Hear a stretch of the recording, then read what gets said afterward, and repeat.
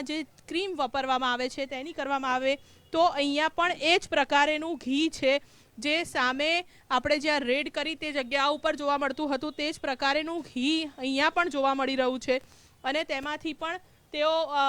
cream બનાવે છે અને અત્યારની પણ જો વાત કરીએ તો સૌથી મોટો સવાલ અહીંયા એ જ છે કે આ જ પ્રકારેનું 50 રૂપિયે કિલો ક્રીમ કો ઘી કો મસ્કો કો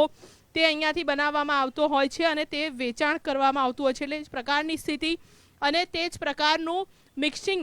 મશીન છે તે પણ અહીંયા છે તેમાં પણ મસ્કો તૈયાર કરવામાં આવે છે અને તે બનાવવામાં આવે છે ખાંડ તેની સાથે અન્ય અલગ અલગ ફૂડ પ્રોડક્ટો તે પણ અહીંયા એ જ વસ્તુઓ મળી આવી છે કે જે આપણે જે જગ્યા ઉપર હતા એટલે કે સામે જે જગ્યાએ કે જ્યાં આ માખણ તૈયાર થતું હતું તેની સામે આવેલી આ જગ્યા છે કે ત્યાં પણ આ જ પ્રકારની વસ્તુઓ છે જે મળી આવેલી છે ડાલડા ઘી અને એ વસ્તુ આપણે એમની ફેક્ટરીના જે છે બેકરીના તેમની સાથે વાત કરીશું શું બનાવો છો શું આનું તમે આનાથી મેં બિસ્કિટ બને છે આ બટરમાં આ વાહ બટરમાં ક્યાંથી લાવો છો હા તો ત્યાં આવે છે ને બિલવાળું માલ આવે છે કેટલા રૂપિયા લાવો છો હા તો મેમ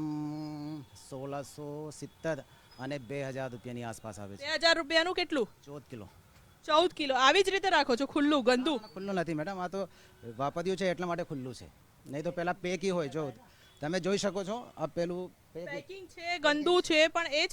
પરિસ્થિતિ છે હું એમને એમ નથી કહેતી અમે આવ્યા ત્યારે જે સ્થિતિ હતી એ જ વાત કરું છું ના ના ના મેમ એ તો વાપરીને ત્યારે ખોલવું તો પડે ને અચ્છા વાપરો ત્યારે ખોલવું પડે પણ ખોલ્યા બાદ એને ફરીથી આવી જ રીતે ખુલ્લું મૂકી દેવામાં આવે છે જુઓ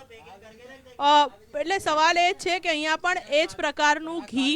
એ જ પ્રકારની વસ્તુઓ એ જ પ્રકારની જે મસ્કો બને છે તે જોવા મળે છે આ જુઓ આ તૈયાર એ માખણ એ મસ્કો